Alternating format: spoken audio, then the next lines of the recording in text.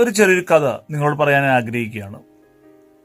ഒരു ഫേമസ് ആയിട്ടുള്ള ഒരു ഷൂസിന്റെ കമ്പനി ഒരു സൗത്ത് ആഫ്രിക്കൻ രാജ്യത്തേക്ക് അവരുടെ എക്സിക്യൂട്ടീവിനെ പറഞ്ഞു വിടേണ്ടായിരുന്നു, ആ ഷൂസിന്റെ മാർക്കറ്റ് ഒന്നറിയാൻ വേണ്ടിയിട്ട്. എക്സിക്യൂട്ടീവ് അവിടെ എത്തി, അയാൾ അവിടെയൊക്കെ സ്റ്റഡി നടത്തി. അവിടുന്ന് അദ്ദേഹം തിരിച്ചു വരികയാണ് ചെയ്തത്. തിരിച്ചു വന്നതിന് ശേഷം അദ്ദേഹം നടത്തിയ സ്റ്റഡിയെക്കുറിച്ച് വിശദീകരിക്കാൻ വേണ്ടിയിട്ട് അവിടെ മെയിനായിട്ടുള്ള ഹെഡുകളെല്ലാം എഴുതിയിട്ട് പറഞ്ഞിട്ട് അദ്ദേഹം വ്യക്തമായ ഫാക്ട് ആൻഡ് ഫിഗേഴ്സ് വെച്ചിട്ട് പറഞ്ഞു, കമ്പനിക്ക് അവിടെ യാതൊരുവിധ സെയിൽസും ഉണ്ടാക്കാൻ സാധിക്കില്ല. കാരണം അവിടെ ഷൂസ് പോയിട്ട് ചെരുപ്പ് പോലും അവിടുത്തെ ജനത ഉപയോഗിക്കുന്നില്ല. അങ്ങനത്തെ ഒരു നാട്ടിൽ എങ്ങനെ നമുക്ക് ഷൂസ് വിറ്റഴിക്കാൻ പറ്റും? ആ ഒരു എക്സിക്യൂട്ടീവിൻ്റെ സ്റ്റേറ്റ്മെൻറ്റ് അതായിരുന്നു. പക്ഷേ മനസ്സിലാക്കുക, കമ്പനി എന്ന് പറയുന്ന ആ ഷൂസ് കമ്പനി എന്ന് പറയുന്ന ആ പ്രൊഡക്ഷനെ അവർക്ക് സക്സസ് ആയേ പറ്റുള്ളൂ. ഒരു എക്സിക്യൂട്ടീവിൻ്റെ വാക്ക് കേട്ട് പിന്തിരിയാൻ അവർ തയ്യാറല്ലായിരുന്നു. അവർ അടുത്തൊരാളെ അപ്പോയിന്റ് ചെയ്തു, അയാളെ ആ നാട്ടിലേക്ക് പറഞ്ഞു വിട്ടു. അവിടെ എത്തിയതും ഒരു ദിവസത്തിനുള്ളിൽ തന്നെ ആ എക്സിക്യൂട്ടീവ് ഫുൾ എനർജിയിൽ ഒരു കോൾ, ഇമ്മീഡിയറ്റ്ലി ഒരു കോൾ ആ കമ്പനിയിലോട്ട് വിളിക്കുകയായിരുന്നു. അവർക്ക് അയാളോടത്തെ ഇൻഫർമേഷൻ ഇങ്ങനെയാണ്: very lucky, we are very lucky, because ഇവിടെ ഒരു വ്യക്തികൾ പോലും ചെരുപ്പോ ഷൂസോ ഉപയോഗിക്കുന്നില്ല. ഇത് എങ്ങനെ ഉപയോഗിക്കണമെന്നും ഇതിന്റെ പ്രാധാന്യം എന്താണെന്നും ഇത് ഉപയോഗിച്ചാലുണ്ടാകുന്ന ഗുണത്തിനെ കുറിച്ചും പറഞ്ഞു കൊടുത്തു കഴിഞ്ഞാൽ ഏറ്റവും വലിയൊരു സോഴ്സ് ആയിട്ടുള്ള ഒരു സ്ഥലമാണ്. ഏറ്റവും കൂടുതൽ മാർക്കറ്റ്, ഏറ്റവും കൂടുതൽ സെയിൽസ് കിട്ടാവുന്ന ഒരു ഏരിയയാണ് ആ പ്രദേശം എന്നുള്ള ഇൻഫർമേഷനാണ് കമ്പനി കിട്ടുന്നത്. അയാൾ പറയുന്നത് വെച്ച് കഴിഞ്ഞാൽ നമ്മുടെ പ്രൊഡക്ഷൻ ഇമ്മീഡിയറ്റ്ലി ഡബിൾ ചെയ്യാൻ വേണ്ടിയിട്ടാണ് ആ എക്സിക്യൂട്ടീവ് കമ്പനി കൊടുക്കുന്ന ഇൻഫർമേഷൻ. ഇതിൽ നിന്ന് നമ്മൾ എന്താ മനസ്സിലാക്കേണ്ടത്? സെയിം പ്രൊഡക്റ്റുമായിട്ട് സെയിം ഏരിയയിൽ ഒരേ സ്ഥലത്തേക്ക് പോയ രണ്ട് വ്യക്തികൾ, അവരുടെ രണ്ട് കാഴ്ചപ്പാടുകൾ എന്താണ്? ആദ്യത്തെ ഒരാൾ കണ്ടത് എന്താണ്? അവിടെ ഒരാൾ പോലും ചെരുപ്പോ ഷൂസ് ഉപയോഗിക്കുന്നില്ല, സോ അതുകൊണ്ട് അവിടെ കച്ചവടം നടക്കില്ല. രണ്ടാമത്തെ എക്സിക്യൂട്ടീവ് കണ്ടത് എന്താണ്?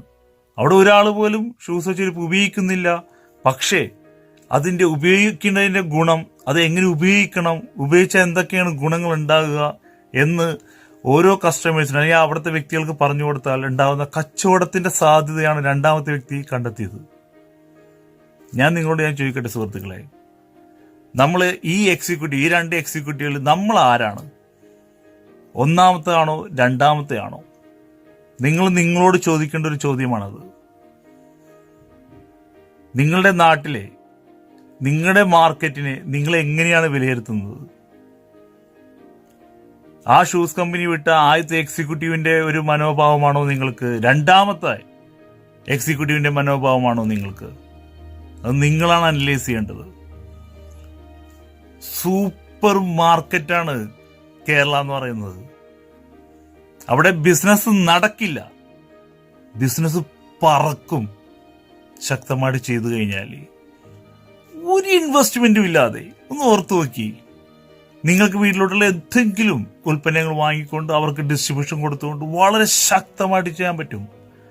ആദ്യത്തെ എക്സിക്യൂട്ടീവിന്റെ ആംഗിൾ എന്ന് പറയുന്നത്, നമ്മുടെ നാട്ടിൽ ഈ ബിസിനസ് ഒരു പ്രൊഡക്റ്റോ കുറച്ച് സാധനങ്ങളോ വാങ്ങി ബന്ധു സുഹൃത്തോ പറഞ്ഞു വാങ്ങി ഒരു ട്രെയിനിങ് പോലും അറ്റൻഡ് ചെയ്യാതെ അവരുടെ അടുത്തുള്ള സുഹൃത്തുക്കളും ബന്ധുക്കളുടെ അടുത്തോട്ടൊക്കെ ഓടിപ്പോയിട്ട് ബിസിനസ്, ഞാനൊരു പരിപാടി തുടങ്ങിയിട്ടുണ്ട്, നീയും കൂടി വായി എന്നാൽ എനിക്ക് കുറച്ച് പൈസ കിട്ടുമെന്നൊക്കെ പറഞ്ഞുകൊണ്ട് പല രീതിയിലൊക്കെ മാർക്കറ്റ് ചെയ്യാൻ ശ്രമിക്കുമ്പോൾ പല ആൾക്കാരും അതങ്ങനെയാണ് ഇതിങ്ങനെയാണ്, എൻ്റെ ഇവൻ ചെയ്തിട്ടുണ്ട്, എൻ്റെ കൂട്ടുകാരൻ ചെയ്തിട്ടുണ്ട്, എൻ്റെ അപ്പി ചെയ്തിട്ടുണ്ട്, എൻ്റെ ചേട്ടൻ ചെയ്തിട്ടുണ്ട്, അനിയൻ ചെയ്തിട്ടുണ്ട് എന്നൊക്കെ പറഞ്ഞ് ഒറ്റയടി കിട്ടാനുള്ള ആയിക്കളയും. വെറുതെ എന്തെങ്കിലുമൊക്കെ കിട്ടുമെന്ന് വിചാരിച്ചുകൊണ്ട് ഇറങ്ങിയ വ്യക്തികൾ ഇത് കേൾക്കുമ്പോൾ അവനപ്പം തന്നെ സ്ലോ ഡൗൺ ചെയ്യും. എന്നിട്ട് വേറൊരു വ്യക്തി ഇതേ അവസരമായിട്ട് അവനെ സമീപിക്കാൻ പറയും, ഞാനൊരു 6 മാസം മുമ്പ് അല്ലെങ്കിൽ 1 കൊല്ലം മുമ്പ് ഞാൻ ചെയ്തതാണ്, ഒന്നും നടന്നില്ല, ഈ നാട്ടിൽ യാതൊരു കച്ചവടമേ കിട്ടില്ല. സ്റ്റേറ്റ്മെന്റ് അതാ. റിയലൈസ് ചെയ്യ്, പഠിച്ച് ഈ ബിസിനസ്. വെറുതെ ഹോട്ട് മാർക്കറ്റാണ് നിങ്ങളുടെ ഫ്രണ്ടിൽ കിടക്കുന്നത്, ഹോട്ട് മാർക്കറ്റാണ് കിടക്കുന്നത്. നിങ്ങൾ സ്ട്രോങ് ആയിട്ട് ചെയ്യാൻ തയ്യാറാണെങ്കിൽ നിങ്ങൾ കിങ് ആണ് നിങ്ങളുടെ ഫീൽഡിൽ. ആ ഫസ്റ്റത്തെ എക്സിക്യൂട്ടീവിന്റെ മനോഭാവം എടുത്ത് കള, രണ്ടാമത്തെ ആ എക്സിക്യൂട്ടീവ് പറഞ്ഞ മനോഭാവം എടുക്ക്. ഞാൻ പറയട്ടെ, ഞാൻ എല്ലാവരോടും എപ്പോഴും പറയുന്ന ഒരു കാര്യമാണ്, നെഗറ്റീവ് ഉള്ളതുകൊണ്ടാണ് സുഹൃത്തെ നിങ്ങൾക്ക് സക്സസ് ആകാൻ പറ്റുക. പോസിറ്റീവ് ആണെങ്കിലുള്ള പ്രശ്നം എന്ന് വെച്ചാൽ അവിടെ നമ്മളെക്കാളും വമ്പന്മാർ വന്ന് ഇറങ്ങി നമ്മൾ 1-2 സെയിൽസ് എടുക്കുന്ന സമയത്ത് അവർ 100 സെയിൽസ് എടുത്ത് പോയിട്ടുണ്ടാവും. പോസിറ്റീവ് പെട്ടെന്ന് ആകില്ലേ എന്ന് പ്രാർത്ഥിക്കുക. പോസിറ്റീവ് ആയി കഴിഞ്ഞാൽ ഭയങ്കര ക്വാളിഫൈഡ് ആയിരിക്കണം നിങ്ങൾ. ഭയങ്കര ക്വാളിഫൈഡും ഭയങ്കര കപ്പാസിറ്റിയും ഭയങ്കര എന്താ പറയുക, നിങ്ങൾക്ക് എക്സ്ട്രാ ഒരു പേഴ്സൺ ആയാൽ മാത്രമേ പോസിറ്റീവായ മേഖലയിൽ പിടിച്ചേക്കാൻ പറ്റുള്ളൂ. ഒരു സാധാരണ വ്യക്തിക്ക് പോസിറ്റീവ് മേഖലയിൽ സക്സസ് ആകാൻ പറ്റത്തില്ല. ഭയങ്കര കോമ്പറ്റീഷൻ ആയിരിക്കും. നമ്മൾ രാവിലെ ഒരു 8 മണിക്ക് വർക്ക് ഇറങ്ങുമ്പോൾ പോസിറ്റീവ് ഫീൽഡിലെ ആൾക്കാർ 6 മണിക്ക് ഇറങ്ങി സെയിലായിട്ട് പോയിട്ടുണ്ടാവും. ഇന്ന് നിങ്ങൾ ഇറങ്ങുമ്പോൾ ആരും കോമ്പറ്റ് ചെയ്യുന്നില്ല നിങ്ങളായിട്ട്. റിയലൈസ് ചെയ്യും മാർക്കറ്റ്.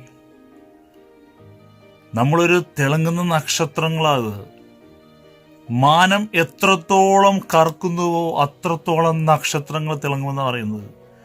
നിങ്ങൾ നാട്ടുകാരെ അവരവരുടെ വാക്ക് കേൾക്കണമെന്നില്ല. ഇത് പക്ക ലീഗലൈസ് ചെയ്തില്ലേ കമ്പനിയെയും ഈ ഒരു അവസരത്തിൽ ലീഗലൈസ് ചെയ്ത് കഴിഞ്ഞു ഗവൺമെന്റ്. നിങ്ങൾ അച്ചീവ് ചെയ്ത് കാണിക്കുക. നിങ്ങളുടെ നാട്ടിലെ ഏതൊരു വമ്പൻ കോടീശ്വരനായിട്ട് നിങ്ങൾക്ക് കോമ്പറ്റ് ചെയ്യാവുന്ന അല്ലെങ്കിൽ നിങ്ങൾക്ക് മത്സരിക്കാൻ പറ്റുന്ന വലിയൊരു ഡിസ്ട്രിബ്യൂഷൻ ലൈസൻസാണ് നിങ്ങളുടെ കയ്യിലിരിക്കുന്നത്. റിയലൈസ് ചെയ്യണം കേട്ടോ. അല്ലെങ്കിൽ എന്താ കാര്യം എന്ന് പറയുമ്പോൾ ഇവിടെ സംഭവിക്കുന്നത് വെച്ചാൽ പല വ്യക്തികളും ഇത് നടക്കൂ എന്നൊക്കെ ആലോചിച്ച് അല്ലെങ്കിൽ വേറെ മറ്റേ കമ്പനിയിലുള്ള ആൾക്കാർ പറയുകയാണോ നിന്റെ കമ്പനി കൊള്ളൂല, നിന്റെ കമ്പനി ഇങ്ങനെയാണ് അങ്ങനെയെന്നൊക്കെ പറഞ്ഞ് അവൻ ഇങ്ങനെ മരവിപ്പിച്ചുകൊണ്ടിരിക്കും. വേറെ ടീമിലെ ആൾക്കാരും പറയണം നിന്റെ ടീം ഇങ്ങനെയാണ് അങ്ങനെയാണ് ഇങ്ങനെയെന്നൊക്കെ പറഞ്ഞ് അവരും നിരുത്സാഹപ്പെടുത്തും. വീട്ടിൽ നിന്ന് പറയടാ ഈ പരിപാടിയെ നടക്കൂല എന്ന് പറഞ്ഞാൽ വീട്ടുകാരെ നിരുത്സാഹപ്പെടുത്തും. കൂട്ടുകാർ പറയടാ ഇതൊക്കെ ഇട്ട് നടക്കില്ല. അങ്ങനെ ഓരോ കാര്യങ്ങൾ കേട്ട് നമ്മൾ എന്ത് ചെയ്യാന്ന് പറയുമ്പോൾ നമ്മൾ അതായത് വെന്റിലേറ്ററിൽ കിടക്കുന്ന പോലെയാണ്. എങ്ങനെയാണ് വെന്റിലേറ്ററിൽ കിടക്കണത്? മരിച്ചോന്ന് വെച്ചാൽ മരിച്ചിട്ടില്ല, ജീവിച്ചോന്ന് വെച്ചാൽ ജീവിച്ചിട്ടില്ല. ഇങ്ങനെ ഒഴുക്കും മട്ടിൽ ഇങ്ങനെ പോകുമ്പോൾ പ്രശ്നം വെച്ചാൽ ഒന്നും ആകത്തുമില്ല. ഒരു 6 മാസമോ 1 വർഷമൊക്കെ നിങ്ങൾ കഴിഞ്ഞു പോവുകയും ചെയ്യും. പക്ഷെ നമ്മളുടെ കൂടെ ബിസിനസ് തുടങ്ങിയ പല വ്യക്തികളും ഇത് ഏറ്റെടുക്കുകയും ഇതിൽ വിശ്വസിക്കുകയും അടങ്ങാത്ത ആവേശത്തിൽ വർക്ക് ചെയ്ത് 1 കൊല്ലം 2 കൊല്ലം കഴിയുമ്പോൾ നമ്മളുടെ ഒരുമിച്ച് തുടങ്ങിയ ബിസിനസ് തുടങ്ങിയ ആൾക്കാർ പല ലെവലിലോട്ട് എത്തുമ്പോഴാണ് നമുക്ക് സങ്കടം വന്നത്.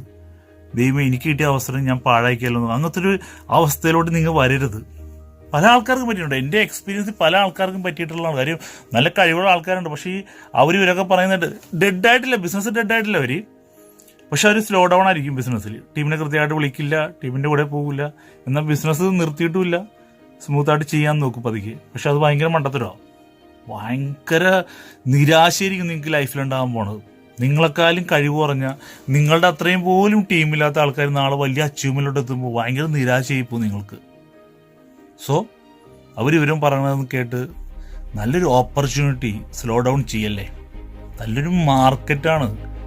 ഇവിടെ നടക്കില്ല, ഇവിടെ പറക്കും ബിസിനസ്. ഇത് നടക്കേണ്ട ബിസിനസ് അല്ല, പറപ്പിക്കേണ്ട ബിസിനസ്സാണ്. റിയലൈസ് ചെയ്യുക. ആ ഒരു ഫസ്റ്റത്തെ എക്സിക്യൂട്ടീവിന്റെ മനോഭാവം എടുത്ത് കള. അത് രണ്ടാമത് ആ ഒരു മാർക്കറ്റിൽ പോയി അതിന്റെ വസ്തുത മനസ്സിലാക്കി ഇതിന്റെ സാധ്യത കണ്ടെത്തുന്ന സെക്കൻഡ് എക്സിക്യൂട്ടീവ് എടുത്ത ഒരു മനോഭാവം നിങ്ങളുടെ മൈൻഡിലേക്ക് കൊണ്ടുപോകാം. ഭയങ്കര വ്യത്യാസങ്ങൾ ഉണ്ടാകും ബിസിനസ്സിൽ. റെഡിയല്ലേ? Prove it. റെഡി ആയേ പറ്റുള്ളൂ. അച്ചീവ് ചെയ്യണം. നമ്മുടെ ഫാമിലിക്ക് വേണ്ടിയിട്ട് നമ്മൾ അച്ചീവ് ചെയ്തേ പറ്റുള്ളൂ. സോ എല്ലാവർക്കും എല്ലാവിധ ആശംസകൾ നൽകുകയാണ്. ബിസിനസ്സിൽ സക്സസ് ആകുക. നിങ്ങളുടെ കഷ്ടപ്പാടിനും നിങ്ങളുടെ എഫോർട്ടിനും നിങ്ങളുടെ ഓട്ടത്തിനും എല്ലാം ചെയ്തിരിച്ച് നിങ്ങൾക്ക് നല്ല ദൈവം തമ്പുരാൻ നല്ല അച്ചീവ്മെന്റുകൾ നിങ്ങൾക്ക് തന്നിരിക്കും. ആത്മാർത്ഥമായി പ്രവർത്തിക്കുക. ഒരു കാര്യം ഉഡായിപ്പ് പോലെ കിട്ടിയാൽ കിട്ടട്ടെ എന്നുള്ള രീതിയിൽ പ്രവർത്തിക്കരുത്. കിട്ടില്ല കേട്ടോ. ഒട്ടും സമയം കളയരുത്. ടീമിന്റെ കൂടെ ഇടിച്ചു നിൽക്കുക. നിങ്ങൾ വർക്ക് ചെയ്തിട്ടുണ്ടെങ്കിൽ നിങ്ങൾക്കുള്ള അതിനുള്ള ഫലം നിങ്ങൾ കിട്ടിയിട്ടുണ്ടാകും. അല്ലാതെ അവർ ചെയ്യുന്നില്ല, ഇവർ ചെയ്യുന്നില്ല, അപ്ലൈയും ചെയ്യുന്നില്ല, അസോസിയേറ്റ് ചെയ്തൊന്നും നോക്കണ്ട. നമ്മൾ സ്ട്രോങ് ആയിട്ട് നിന്ന് ചെയ്യുക. ഓരോ പേഴ്സൺസിലും എടുത്തുകൊണ്ട് അവരെ ഡെവലപ്പ് ചെയ്തുകൊണ്ട് അവരെ ലീഡേഴ്സാക്കി മാറ്റി അവസരം പഠിപ്പിച്ച് ട്രെയിനിങ്ങിലേക്ക് കയറ്റി പവർഫുൾ ആക്കി എടുക്കുക. കേട്ടല്ലോ? അപ്പോൾ wish you all the best.